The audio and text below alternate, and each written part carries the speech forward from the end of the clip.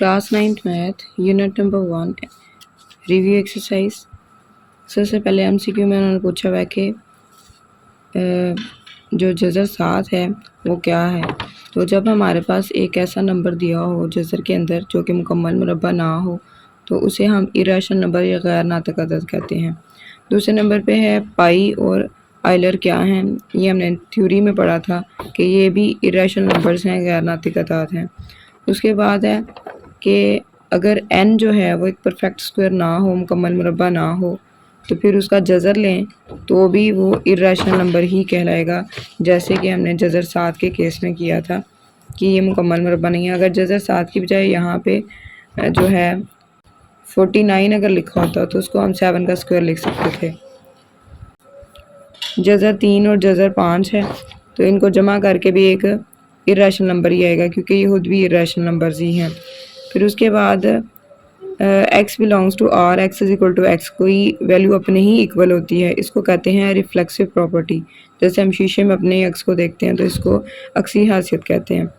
उसके बाद है a b c, 3 आपके पास कोई नंबर दिए होंगे जो कि रियल नंबर्स होंगे। a जो है वो बड़ा है b से और b बड़ा है c से, तो इसका मतलब है a बड़ा है c से। इसको कहते हैं ट्रांजिटिव प्रॉपर्टी या मुतअद्दियत हासियत। उसके बाद 2 raise to power x into 8 raise to power x is equal to 64। तो x की वैल्यू फाइंड करनी है। 2 को मज़ीद हम शॉर्ट नहीं कर सकते तो 2 raise to power x as it आ जाएगा। 8 को हम कर सकते हैं, 8 का एलसीएम लेंगे तो 2 रेज़ टू पावर 3 हो जाएगा और x एज इट। फिर 64 का भी एलसीएम लेंगे तो 2 रेज़ टू पावर 6 आ जाएगा।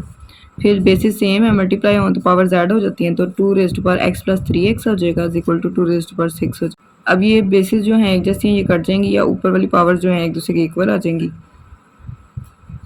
तो इसका मतलब ये है कि जो है 4 इसके साथ मल्टीप्लाई हो रहा है, दूसरी तरफ जाके डिवाइड हो जाएगा। इसको मज़ीद कट करेंगे 2 के टेबल से तो 2 3 आर 6 और 2 2 आर 4 होगा, तो 3/2 आंसर आ जाएगा इसका। फिर उसके बाद है a और b जो है वो रियल नंबर्स हैं।